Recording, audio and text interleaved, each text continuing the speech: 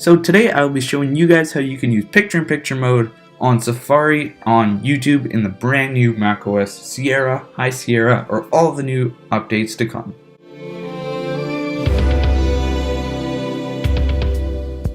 So if you want to use picture-in-picture mode on your Apple device, all you have to do is open up a video on YouTube.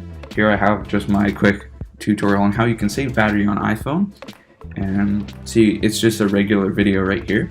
So if I want to put this into picture-in-picture mode, all I have to do is either double right click if you have a mouse, or if you're using a trackpad, you have to use 2 fingers and click the trackpad twice like this.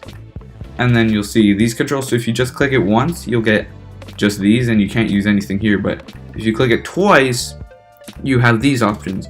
And what you are going to do is click enter picture-in-picture mode, and right away now we have our video in this box here, which we can move around wherever we want. We can resize. Okay, well that's the max size, but we can resize it to make it smaller or bigger if we want to, and we can play and pause the video. Of course, if you want to skip ahead in the video or change the volume, you have to do that from the main page here. So I can just skip ahead here, and as you can see, it shows in the picture-in-picture mode. But the best part is that you can play the video here, and at the same time you can multitask.